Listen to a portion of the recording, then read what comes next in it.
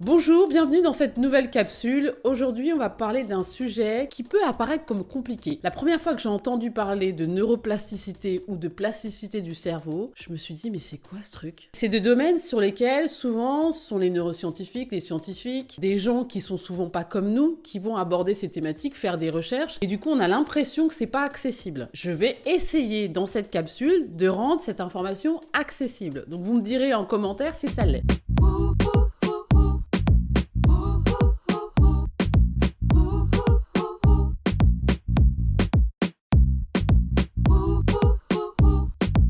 Je vais vous parler de la plasticité du cerveau, je pense que c'est hyper important. Pour tous ceux qui sont en train de suivre cette capsule, sachez qu'à chaque instant, vous perdez des neurones et qu'à chaque instant, vous avez aussi la possibilité d'en créer. En tout cas, de recréer des connexions neuronales et donc de fabriquer un système neuronal et de le rendre actif, de continuer à le rendre actif. Donc du coup, quand moi j'ai fait mes recherches un petit peu sur le sujet, j'ai essayé de comprendre, je me suis plongée en fait dans le fonctionnement du cerveau depuis l'enfance. Entre 0 et 6 ou 7 ans à peu près, le cerveau est ce qu'on appelle extrêmement plastique. En gros, vous pouvez apprendre n'importe quoi durant cette période-là. Vraiment, vous pouvez apprendre des langues étrangères, vous pouvez apprendre à lire, vous pouvez apprendre à compter très très tôt. Souvent, on a l'impression que les enfants peuvent apprendre ça à l'âge de 6 ans ou 7 ans quand ils arrivent au CP, mais en réalité, ils peuvent apprendre ça bien avant. J'ai appris à mon fils à lire, il devait avoir 3 ans. On a commencé à apprendre tout le système des lettres et des syllabes. C'est vraiment le rapport avec la connaissance et les compétences. Ce que je veux dire par là, c'est qu'entre 0 et 6-7 ans, le cerveau de votre enfant est hyper plastique. Profitez de cette opportunité pour lui apprendre plein de choses. Après, à l'âge adulte, vous avez la possibilité de continuer à avoir cette plasticité, donc on appelle ça neuroplasticité, à continuer à la rendre active. Quand vous apprenez une chose par jour, vous créez une nouvelle connexion neuronale. Un mot, une action, un concept, n'importe quoi. Partez du principe que une chose nouvelle apprise par jour vous permet de créer des connexions neuronales, de continuer à rendre votre cerveau plastique. Ça, c'est vraiment, vraiment important. Vous avez plein de choses que vous pouvez apprendre. Et en termes d'intelligence, là, j'ai parlé d'intelligence très factuelle, les maths, le français, les langues, etc.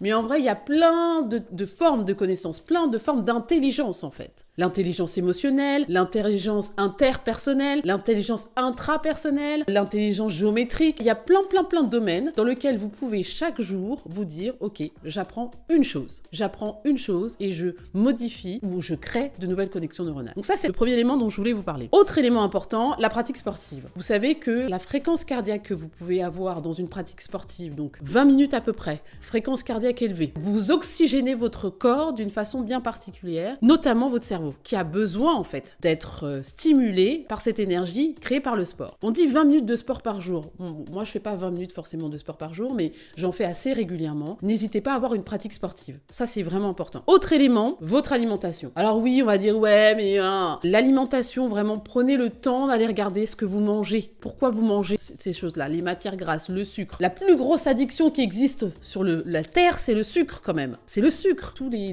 laits qu'on donne aux enfants en poudre, le premier truc qu'il y a dedans, c'est du sucre. Donc on se dit, waouh, dès le plus jeune âge, on est déjà addict au sucre. Sauf que le sucre a une conséquence en fait sur le fonctionnement de notre cerveau. L'idée, c'est de pouvoir avoir conscience de ça, de savoir ce qu'on mange, de savoir comment on s'alimente, de combien de calories vous avez besoin. Est-ce que vous êtes déjà posé la question, combien de calories vous avez besoin par jour? Quels sont les apports nutritionnels dont vous avez besoin? Et c'est pas juste pour être mince ou se sentir bien dans son corps, c'est aussi parce que votre cerveau a besoin d'un certain nombre d'aliments, d'une quantité bien précise pour pouvoir être bien, en bon fonctionnement et justement favoriser cette plasticité, bien vieillir. On parle de dégénérescence naturelle en vieillissant, et ça c'est normal et c'est ok. Comment bien vieillir? Comment faire en sorte de continuer à avoir des facultés cognitives? Comment faire en sorte de continuer à être connecté avec le monde, connecté avec soi-même? Juste prenez soin de vous. Et je redis encore, apprenez une chose nouvelle par jour. Ça peut vous aider. À bientôt.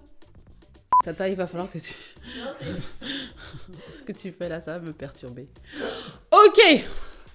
En fait, j'ai repensé au truc qu'Élise elle avait dit quand il était en débardant la dernière fois. Hey maman. Elle a dit quoi? Quand Élise elle avait dit ouais, ravis-toi, tu vas faire chauffer le plat.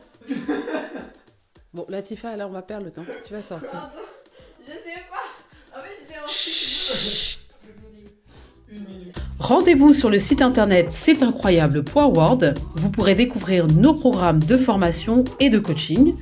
N'hésitez pas également à nous suivre sur les réseaux sociaux, Instagram, YouTube, Facebook et également sur WhatsApp. À bientôt!